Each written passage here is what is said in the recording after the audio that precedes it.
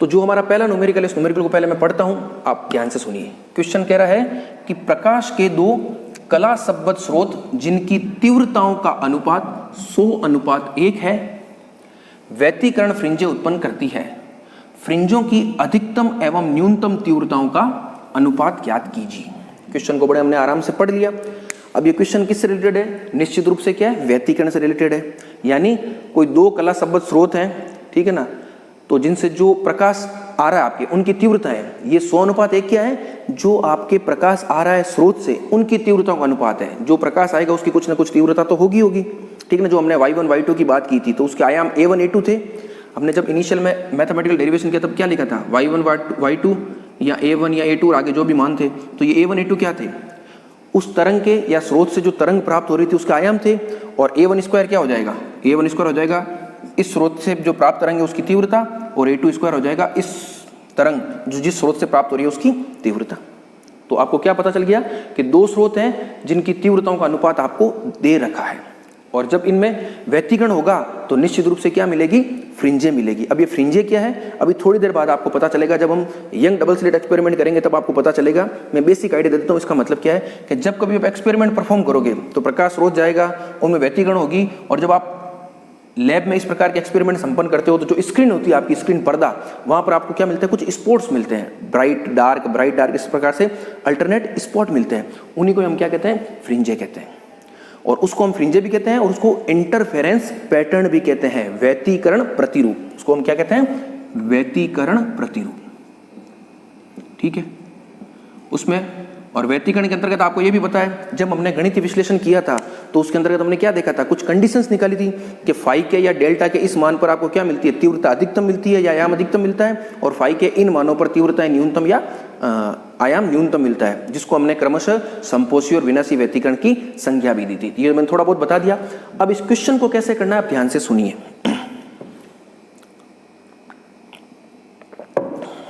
तो करते हैं इस क्वेश्चन को आगे हम। सबसे पहले क्या है, आपको क्या दिया गया है? गिवन डेटा क्या आपको गिवन या दिया गया क्या है? I1 अनुपात I2, ये कितना है? 100:1, ये आपको दिया गया है, ठीक है। दो कला संबद्ध स्रोत है जिनकी तीव्रताओं का अनुपात क्या है? ये है। आप चाहो तो आप ऐसे भी लिख सकते हो, माना दो कला संबद्ध स्रोत जिनकी तीव्रता क्रमशः I1 I2 है, तथा दिया गया है I1 अनुपात I2 = 100:1। अब आपको पूछा क्या गया है? आपसे ये पूछा गया है कि आपको I मैक्सिमम और I मिनिमम का अनुपात निकालना है। ये आपको निकालना है, ठीक है। तो गिवन डेटा आपके पास ये रहा, जो फाइंड करना है वो आपके पास ये रहा। अब कैसे निकालोगे? बिल्कुल सिंपल है। व्यतिकरण में आपको पता है कि अधिकतम तीव्रता आपको कब प्राप्त होती है? जब संपोषी व्यतिकरण होता है, और न्यूनतम तीव्रता कब प्राप्त होती है? जब विनाशी व्यतिकरण होता है। और दोनों के लिए आपको फॉर्मूले भी आपने निकाल रखे हैं। आपको पता होगा जब संपोषी व्यतिकरण आपने देखा था तो उस स्थिति में फाई आपने क्या लिखा था? 2n पाई लिखा था, या आप ऐसा कह सकते हो cos फाई = +1 लिखा था, ठीक है ना। ये आपको यहाँ लिखना नहीं, मैं बता रहा हूँ। और उसको पूरा सॉल्व करके आपने फाइनली आपने a मैक्सिमम क्या निकाला था? आयाम की बात कर रहा हूँ, वो निकाला था a1 + a2। और I मैक्सिमम क्या हो जाएगा? I मैक्सिमम हो जाएगा आपका a1 + a2 का होल स्क्वायर। यही था कि नहीं था आपके?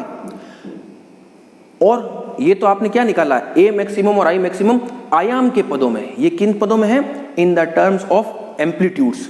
अगर मान लो इसी प्रकार से आपको a मैक्सिमम या I मैक्सिमम जो है वो तीव्रता के पदों में निकालना है, तब आप कैसे लिखोगे?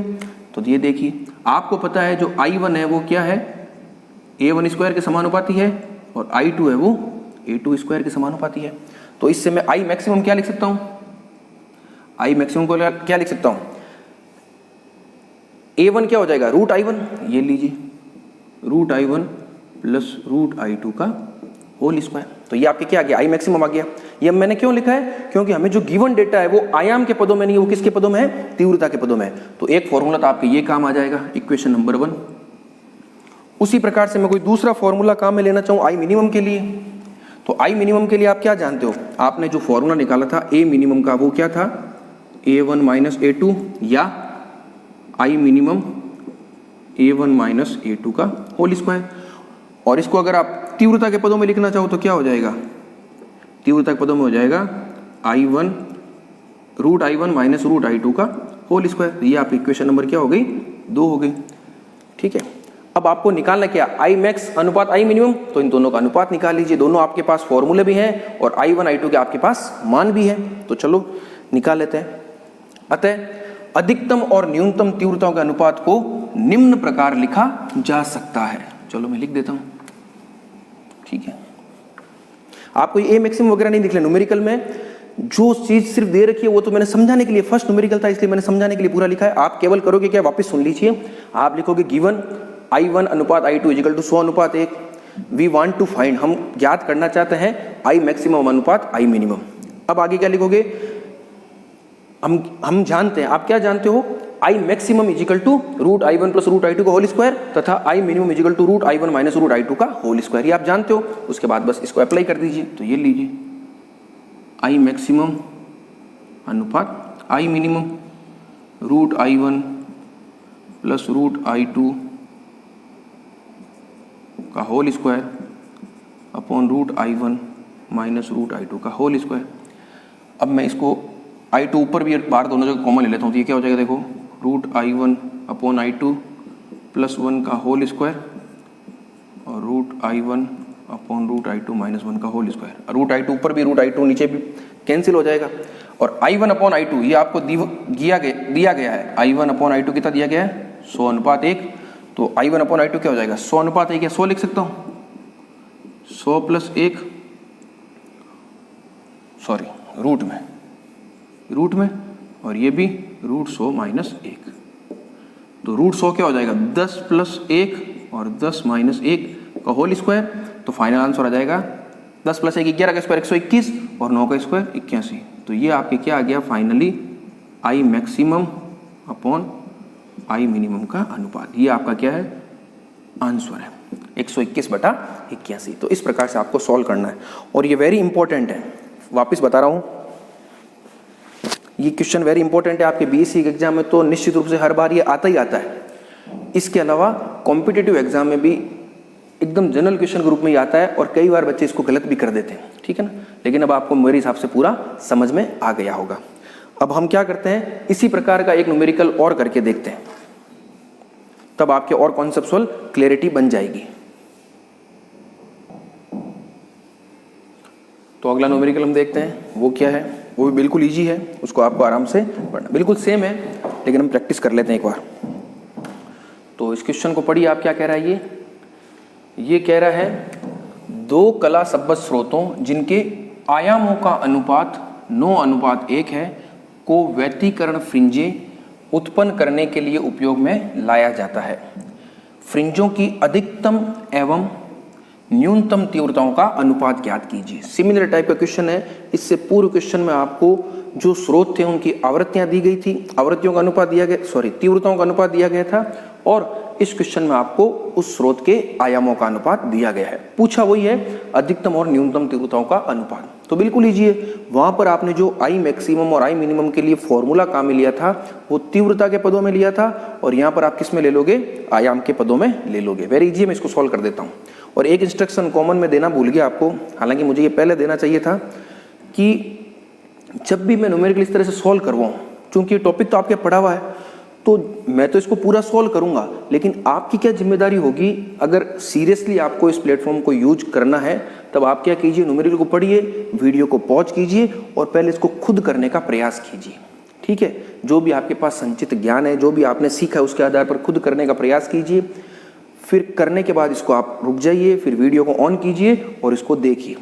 अगर आपने जो किया है, जिस तरीके से जो आंसर आया वो पूरा जैसा मैंने बताया उसी के अनुरूप है, इसका मतलब है कि आप बिल्कुल राइट ट्रैक पर हो, और ये सबसे अच्छा तरीका है। और मैंने पहले ही बताया कि अगर इस प्लेटफॉर्म पर आप सीरियस स्टडी करोगे तो किसी भी स्थिति में आपको ये क्लासरूम की कमी महसूस नहीं होने देगी। इसीलिए तो हमें हर चीज़ में टाइम लग रहा है। अदरवाइज केवल लेक्चर को केवल डिलीवर करके अपलोड करने वाली स्थिति होती तो उसमें कोई ज़्यादा टाइम नहीं लगता।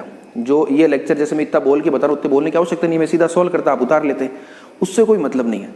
हम चाहते हैं ये प्लेटफॉर्म क्या हो, मतलब फुल्ली आप इसका यूज ले सको अपने हर स्तर पर। ठीक है, तो चलो हम इसको स्टार्ट करते हैं बिना टाइम वेस्ट किए। तो गिवन डेटा क्या है आपका, गिवन डेटा है आपका A1 अनुपात A2 9:1। आपको निकालना क्या है, वी वांट टू फाइंड, ठीक है ना, आप क्या निकालना चाहते हो, आई मैक्सिमम अनुपात आई मिनिमम, ये आप निकालना चाह रहे हो। आप जानते क्या हो, वी